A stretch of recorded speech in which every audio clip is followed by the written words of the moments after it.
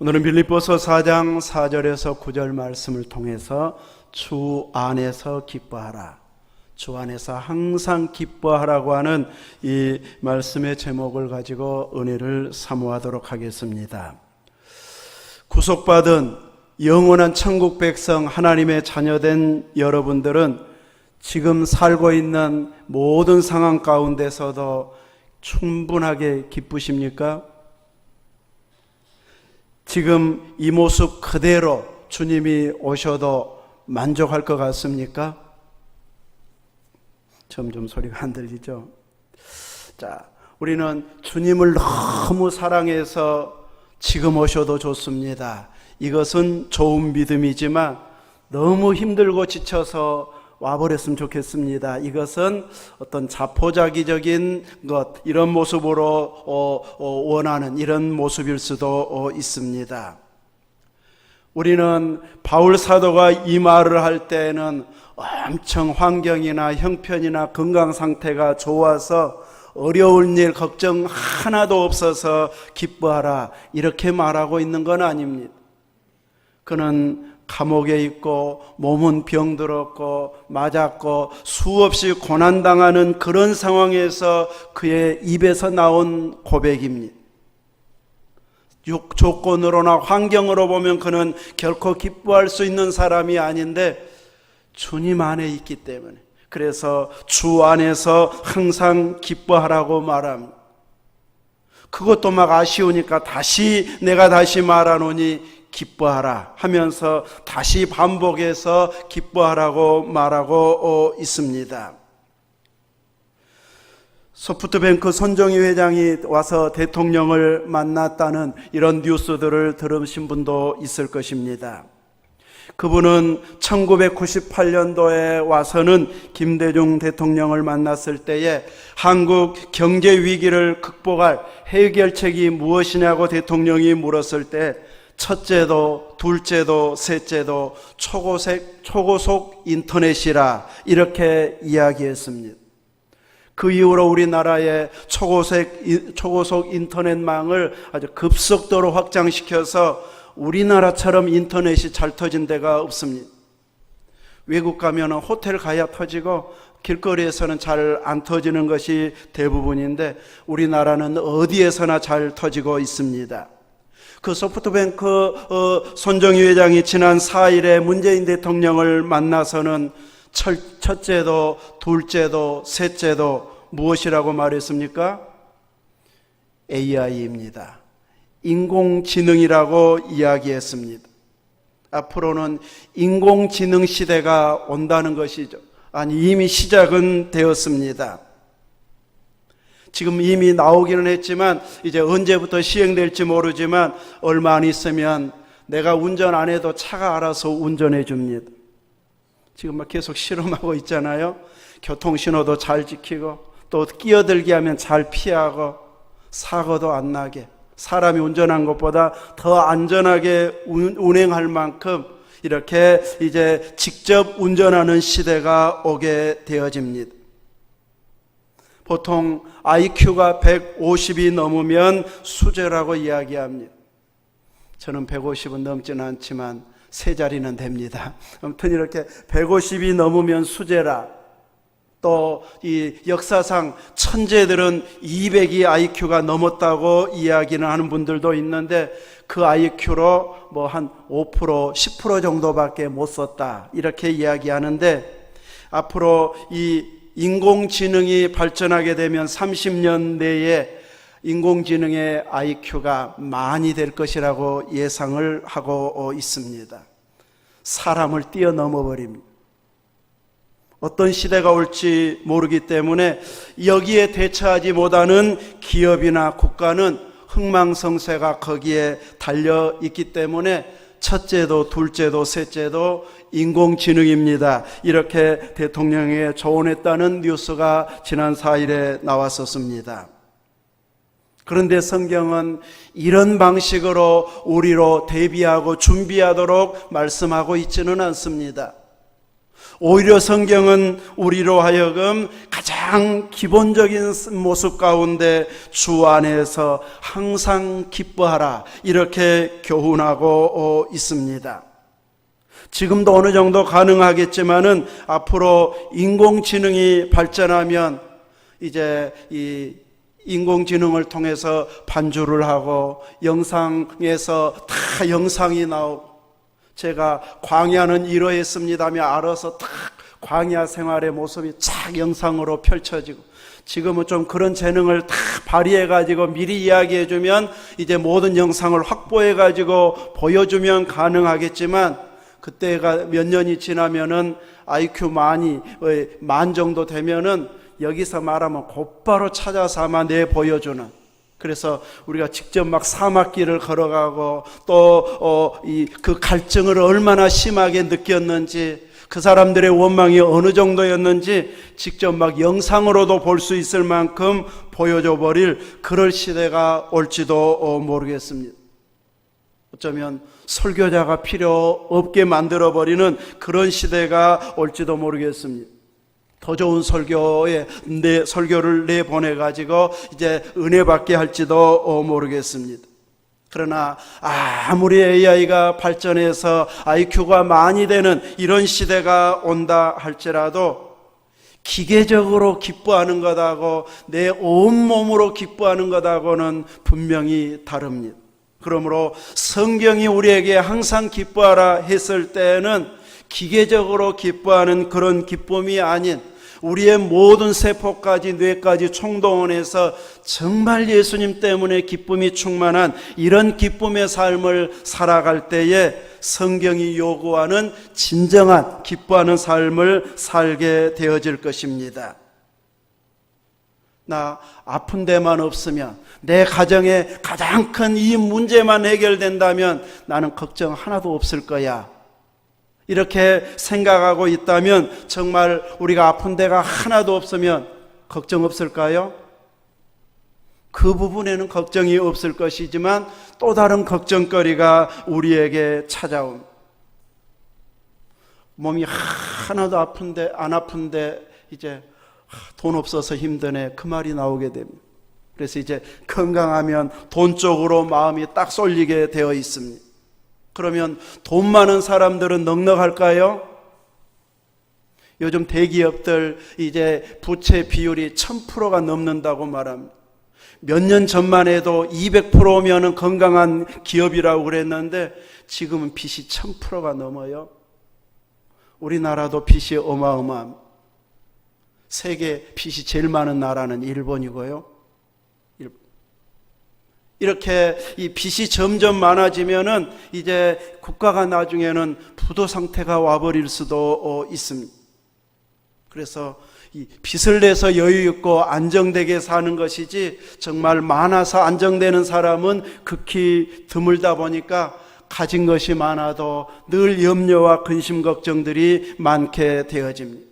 그래서 더 많이 더 좋은 것 추구하다가 보면은 항상 만족이 안 돼 버립니다.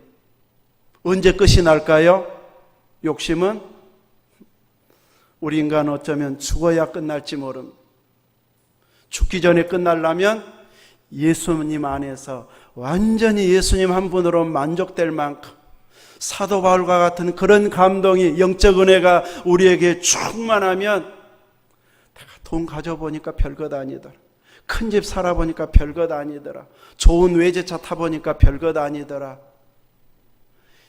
건강해도 별것 아니더라, 예수님이 최고더라, 그것을 피부로 느껴지게 되면 누가 뭐라고 해도 어떤 위기 상황이 와도 크게 기뻐하는 삶을 살아갈 수 있게 되어질 것입니다. 그래서 성경은 그냥 기뻐하라가 아니라 주 안에서 기뻐하라고 말합니다. 다른 조건들이 붙어버리면은 기뻐할 수 없지만 예수님 안에서는 누구든지 기뻐할 수 있다는 것입니다. 우리는 기쁨이 충만해지기 위해서, 모든 염려, 근심, 걱정을 이겨내기 위해서는 우리의 중심에 예수님이 강력하게 살아 있어야 됩니다. 내가 무슨 행동을 하려고만 하면은 예수님이 좋아하실까? 내가 무슨 말만 하려고 하면 내가 이렇게 말하면 예수님이 좋아할까? 바로 예수님이 인식이 되어져 가지고 말조심, 행동조심이 되어질 만큼 우리 안에 예수님으로 충만해 있어야 됩니다. 이렇게 예수님 안에서 기뻐하는 믿음이 진짜 믿음입니다. 주 안에서 기뻐하려면 이 기쁨을 빼앗아가 버리는 것들을 제거해야 되는데, 성경은 이제 기뻐하라고 말하면서 너희 관용을 모든 사람에게 알게 하라, 아무것도 염려하지 말라고 말합니다. 이 두 가지가 우리로 예수님으로 말미암아 기뻐하려고 할 때 이제 이 관용을 베풀지 않으면 기쁨을 빼앗아가 버립니다. 염려하고 있으면 기쁨이 사라져버리게 되어지기 때문에 너희 관용을 모든 사람이 알게 하라고 말합니다. 관용이 무엇일까요? 사전적인 뜻은 남의 잘못을 너그럽게 받아들이고 용서하는 것을 관용이라 이렇게 이야기합니다. 관용이라고 하는 것은 남의 잘못을 너그럽게 받아들이고 용서하는 것이 관용인데, 바울 사도는 성경은 너희 관용을 모든 사람에게 알게 하라고 말합니다. 나한테 잘해주는 사람만이 아닌 모든 사람에게 알게 해야 된다고 말합니다. 그 이유는 주님이 곧 오시기 때문에, 주님 오실 날이 가까워졌기 때문에 우리는 이렇게 주 모든 사람에게 나의 관용을 보여주는 삶을 살아야 된다고 말합니다. 어떤 영상을 보니까 이런 영상을 올려놓은 분의 영상을 보았습니다. 우리 한국 사람들은 사과를 잘 하지 않는다. 왜 사과를 잘 안 하는가? 그 이유를 개인이 이제 찾아내 가지고 자기 개인 의견을 이렇게 표현하는 이런 동영상이었습니다. 요즘은 유튜버들이 다양하게 이렇게 영상을 올려놓고 있는데, 그분은 한국 사람들이 사과를 잘 하지 않는 이유, 잘못을 시인하지 않는 이유에 대해서 이렇게 이야기했습니다. 그 이유는 만약에 한국 사람들은 잘못을 시인하면 용서해 줄게, 그 말을 믿고 잘못했다고 딱 이야기하면 용서를 해주는 것이 아니라 오히려 그 사람을 칠 증거를, 확실한 증거를 확보해 가지고 완전히 짓밟아 버린다는 것이. 그래서 거짓말로라도 절대 그런 적 없다고 해가지고 당하는 고통보다 잘못했다고 시인해가지고 당하는 고통이 훨씬 더 커지기 때문에 그때부터는 이제 절대 사과를 안 한다는 것이. 아이들을 키울 때 정직하게 말해, 정직하게 말하면 내가 용서해 줄게 해가지고 부모에게 딱 정직하게 이야기했는데, 내가 생각하는 것보다 훨씬 큰 잘못을 하면은 이제 확 혼내버리고 때리고 아주 인정사정 안 봐주고 야단쳐버리면, 진실 말하면 나 혼난다. 그래서 그 다음부터는 어떻게 해서든지 거짓말해가지고 안 했다는 말만 하게 자꾸 그쪽으로 어려서부터 이 훈련이 돼가지고 사과를 잘 안 한다. 그분 개인의 이야기로 이렇게 이야기하지만 어느 정도 이제 맞는 것도 같다 싶을 만큼 우리의 모습 속에서 정말 용서하려고 잘못을 시인하라고 하는 경우가 드문 것도 사실입니다. 잘못을 인정하면 용서해 줄게 하면 정말 손해봐도 적어도 그 사람은 딱 용서해 버린다면 정말로 점점 정직하게 사과하는 이런 사회가 만들어질 것입니다.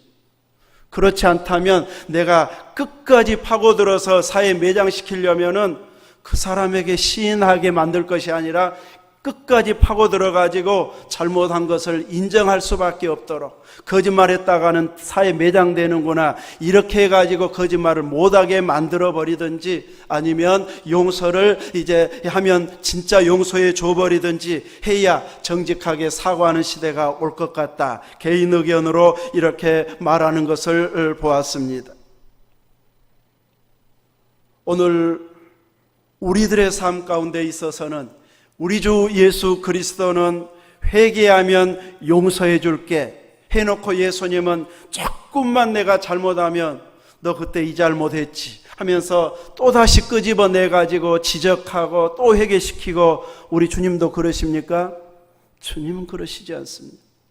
주님은 회개하면 기억하지도 않는다고 말합니다.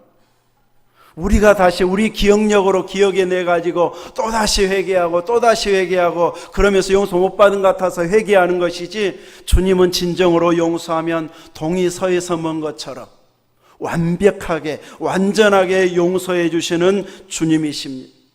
우리가 이런 용서를 받은 자이기 때문에 성경은 너희 관용을 모든 사람에게 알게 하라고 요구할 수 있습니다. 주님이 우리를 용서 절대 안 하면서 너희는 용서해라 이렇게 한다면 우리 못 지켜야 할 수 있지만, 우리는 그렇게 용서받은 자이기 때문에, 우리가 그 증인이기 때문에 우리도 진정으로 회개하면 정말로 뉘우치고 순간 위기를 모면하려고 말하는 사람 말고 정말로 잘못을 인정하고 제대로 살아보려고 이제 용서를 빌 때는 우리도 주님처럼 주님께 용서받은 자처럼 우리도 용서할 수 있어야 할 것입니다. 이런 관용을, 주님으로부터 받은 관용을 우리는 또 다른 사람들에게 실천하는 삶을 살아가야 믿음입니다. 그래야 하나님 나라가 확장이 되어집니다. 교회 안에서만 사랑하면 하나님 나라는 확장되지 않습니다. 교회 밖에서, 직장에서, 일터에서, 회관에서 나는 예수님 믿기 때문에 그 행동은 못해, 그 말 못해, 이럴 정도 하면서 또 관용이 있을 때에 예수님 믿는 사람 가진 것도 없는 것 같고 나보다 덜 배운 것 같은데 뭔가 다르네, 이런 마음이 들 만큼 예수님을 의식하면서 살면서 영향력을 키워가야 하나님 나라가 이 땅에 점점 확장되는 이런 역사가 일어나게 될 것입니다. 오늘 우리들의 삶 가운데 이렇게 용서받은 자로서 또 다른 사람들까지 진정으로 인정하고 회개하면 우리들도 용서하게 되어지고, 그러면 그 기쁨이 충만하게 되어질 것입니다. 또 우리가 기뻐하는데 방해물 중에 하나는 염려입니다.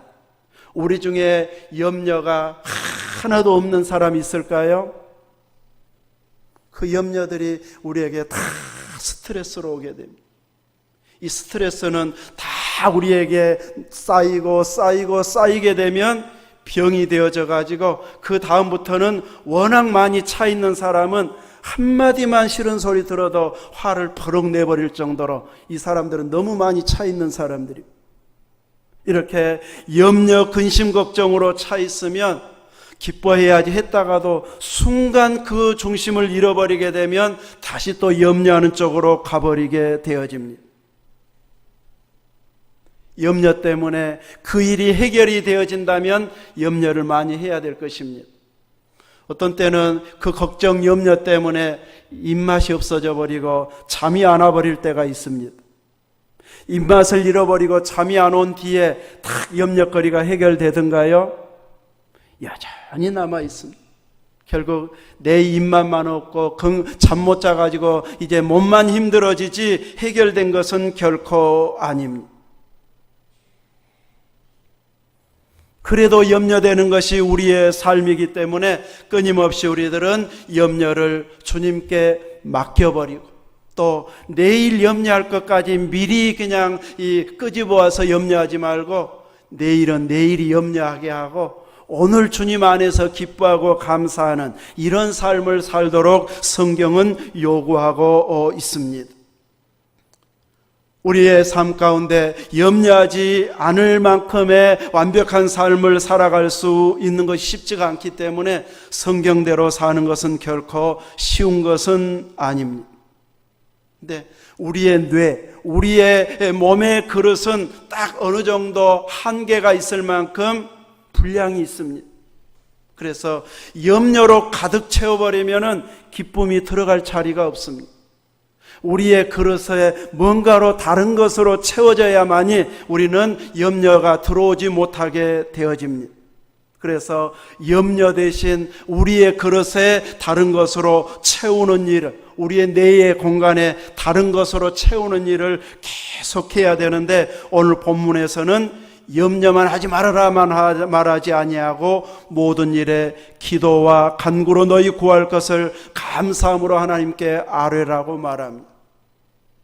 염려로 가득 채워진 그 그릇을, 뇌의 공간을 비워내고 거기에 기도로 채우라는 것이, 예수님께 도움을 구하면서 기도로 가득 채워버리면 염려가 들어오려고 했다가도 튕겨나가는, 우리 안에 있는 그 분량, 이미 차 있는 분량 때문에 이렇게 다른 것들이 들어오지 못하도록 우리 안에 감사가 채워지고 기도가 채워지고 예수님으로 채워지게 만들어야만이 염려가 들어오지 않게 되어집니다. 그런데 그 기도는 모든 일에 기도와 간구를 하라고 말합니다. 교회 일에, 믿음의 일에, 교회와 연관된 일에만 기도하라가 아니라 모든 일에 기도와 간구로 나아가라고 말하고 있습니다. 일도 안 하고 그렇게 기도 많이 하면 안 믿는 사람은 기도한다고 밥이 나오요, 돈이 나오요 이렇게 비아냥거리는 사람도 있을 수 있습니다. 그 사람들은 하나님의 능력을 알지 못하기 때문에 그렇게 비아냥거린다 할지라도 우리는 기도해야 농사 잘 되고 기도해야 자녀가 잘 되고 기도해야 모든 일이 잘 풀리기 때문에 기도를 할 수밖에 없습니다 하고 자신 있게 말하면서 기도할 수 있어야 할 것입니다. 이렇게 기도하면 하나님의 평강이 우리의 마음을 주장해 주도록 함께 하실 것이라고 말씀하고 지킬 것이라고 말하고 있습니다. 염려가 우리를 지배해버리면 스트레스와 고민으로 가득 차게 되어지지만 기도하게 되어지면 하나님의 평강이 우리의 마음과 생각을 채워서 지켜주신다고 말씀하고 있습니다. 우리의 살아가는 환경들은 다 각기 다르지만 또 각자가 중요시 여기는 것이 다르고 강조하는 것이 다 다르지만 우리들은 철저하게 하나님의 말씀을 쫓아서 사는 자답게 우리의 모든 삶의 선택의 기로에 서 있을 때 어떻게 결정해야 할 것인가? 오늘 8절 말씀에 보면 끝으로 형제들아 무엇에든지를 계속 반복하면서 어떤 일이 있든지 무슨 일이 있든지 이쪽으로 결정을 내려라 이렇게 가르치고 있습니다. 8절에 보면 끝으로 형제들아 무엇에든지 참되며, 항상 어떤 여러 다양한 가능성이 있는 상황에서 여러 마음이 막 분주한 상황에서 항상 우리가 선택하고 결정할 것은 무엇에든지 참된 쪽을 결정해야 된다. 참된 방향으로 나아가야 된다. 또 무엇에든지 경건한 쪽으로 가야 된다. 경건을 포기하면서까지 이제 더 이상 나 기도 생활도 경건 생활도 봉사 생활도 나 안 할 거야 하는 쪽으로 가는 결정은 성경이 요구하는 결정이 아니라는 것이죠. 무엇에든지 경건한 쪽으로 선택을 해야 된다. 그러려고 하다가 보면 물질적인 손해도 볼 수 있고 사람을 잃을 수도 있는데 그럴지라도 경건한 쪽을 선택하라는 것이죠. 당시에는 아쉽고 당시에는 이런 것이 있어도 하나님께 경건한 쪽을 선택하면 하나님께서 채워주시는 날이 오게 될 것입니다. 또 무엇에든지 오르며, 항상 성경을 통해서 오른쪽으로 결정하는, 오른쪽으로 분별하고 행동하는 자가 돼야 된다. 또 무엇에든지 정결하며, 시기 질투로 가득 채워진 쪽으로가 아닌 정결한 쪽으로 결단을 해야 된다는 것이죠. 또 무엇에든지 사랑받을 만한 행동, 사랑받을 만한 쪽으로 결정해야 되고 무엇에든지 칭찬받을 만한 이런 쪽으로 우리가 결정을 하고 이쪽으로 늘 생각하게 되면 자연스럽게 우리의 행동들이 그쪽으로 가게 되어진다는 것이죠. 이렇게 하면 내가 나를 생각해도 뿌듯해지게 됩니다. 손해본 것은 있는데 나에게 막 상 주고 싶은 이런 마음이 막 들게 됩니다. 말씀대로 순종하게 되면 그래서 기뻐할 수 있게 되어집니다. 한두 번 만에 되어지면 신앙생활이 뭐가 어렵겠습니까? 한두 번 만에 되어지는 것은 아닙니다. 1, 2년 잘 지키다가도 넘어지는 것이 우리의 모습이기 때문에 주님 오시는 그날까지 또 반복하고 다시 은혜를 구하면서 늘 이 방식으로 다시 결정하자 하면서 계속해서 성경적으로 무엇에든지 성경이 요구하는 쪽으로 가는 이런 우리의 삶이 되어져야 할 것입니다. 몇 가지는 잘 지켜지는데 사람마다 안 지켜지는 한두 가지가 있습니다.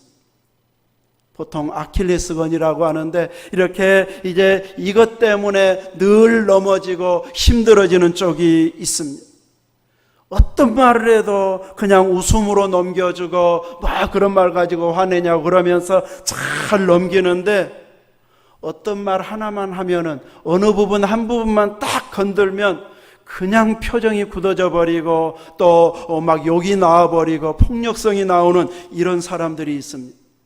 이런 말 가지고 저 사람이 그렇게 화낼 줄 몰랐는데 이상하네. 그런 마음이 들 만큼 어느 부분은 개인에 따라서 잘 안 참아지는 부분이 있습니다. 어렸을 때 받은 상처가 많았든지 또 커가면서 받은 이런 상처들로 인해서 다른 것은 잘 극복했는데 어느 한 부분은 아직 극복이 잘 안 되는 이런 부분들이 있습니다. 그래서 어느 분은 이것은 정말 화를 금방 내버리더라 싶은 부분은 절대 안 건드려야 됩니다.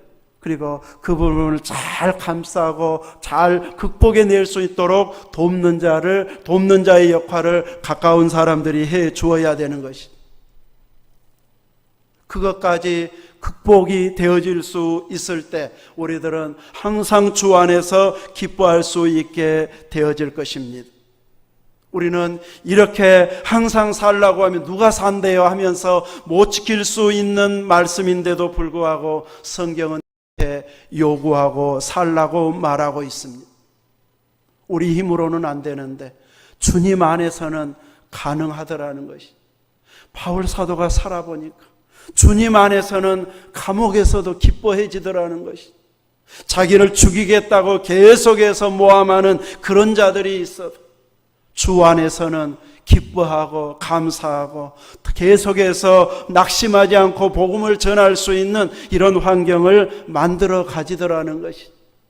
오늘 우리들에게 있어서도 그래서 주님 안에서만 가능하기 때문에 우리 안에 주님이 가장 크게 다가오도록 주님 한 분을 만족시켜 드리기 위해서 열심을 낼 만큼 주님이 우리 안에 존재감이 커가게 해야 할 것입니다. 주님은 요한복음 15장에서 나는 포도나무여 너희는 가지라고 말씀하셨습니다. 주님은 우리를 위해서 희생을 아끼지 않으신 분이십니다. 우리를 위해서 죽기까지 고난당하신 분이십니다. 우리에게 모든 영양분을 다 공급해 주시고 수고와 땀을 흘리신 분이 주님이십니다. 그렇게 해놓고 칭찬은 가지가 다 받게 해주시는 주님이십니다. 주님이 수분도 끌어올리고 영양도 끌어올리고 모든 활동을 다 하시면서 열매는 딱 가지에 맺어가지고 가지 지가 다 한 것처럼 자부심을 갖게 만들어줍니다. 내가 다 해낸 것처럼 큰 소리 칠 수 있게 만들어줍니다. 정말 내가 다 한 것 같습니다. 주님 놓쳐버리면 내가 교회를 다 했다, 내가 다른 일 다 해냈다고 자랑해도 될 만한 이런 것들이 막 자부심이 막 생겨나게 되어집니다. 그래서 정말 주님 놓쳐버리고 주님 외면하고 내가 다 했다고 자랑하기 시작하는 순간 교만이 돼버립니다. 교만한 순간 주님은 그 가지를 솎아버리십니다. 잘 맺을 수 있는 가지가 더 많이 맺도록 솎아버리게 됩니다. 요즘은 배농사 안 짓는 밭들이 점점 과수원들이 늘어나가지고 또 지나가다가 보면은 솎아주지 않아가지고 그냥 저것이 옛날 그렇게 크게 열렸던 배나무였던가 싶을 정도로 너무 많이 열려가지고 마치 돌배처럼 돼버렸더라고요. 관리 안 해주면 좋았던 나무들도 이렇게 되어져 버립니다. 내 몸에서 꽃이 피고 가지에서 열매가 맺는 것 같아서 내가 다 영광을 받게 해주고 또 큰소리치게 해주었는데 내 덕분이다, 내가 잘해서다 이렇게 생각하고 주님께 영광을 돌리지 않는 순간, 주님에게서 독립하려고 하는 순간 가지는 배임당할 수도 있습니다. 그렇게 되어지면 더 이상 꽃도 열매도 없게 되어져 버립니다. 우리는 주님 안에 붙어 있을 때에 그 가지가 영광스럽습니다.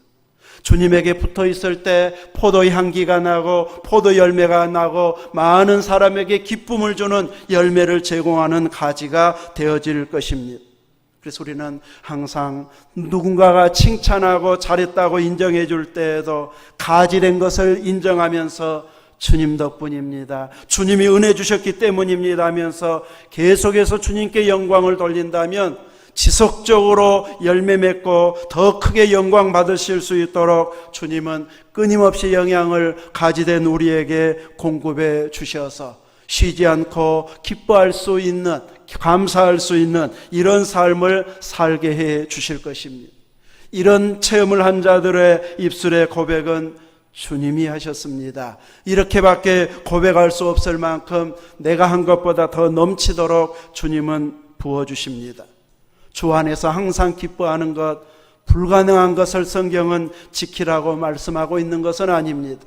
주님 안에만 있으면 내 모든 그 힘든 염려, 근심, 걱정거리들을 주님에게 다 올려놓는 기도를 하면 하나씩 하나씩 주님이 해결해 주시어서 그 힘든 가운데서도 감사가 나오고 웃음꽃이 필 수 있는 은혜를 이렇게 계속 공급해 주시는 것을 느끼게 될 것입니다.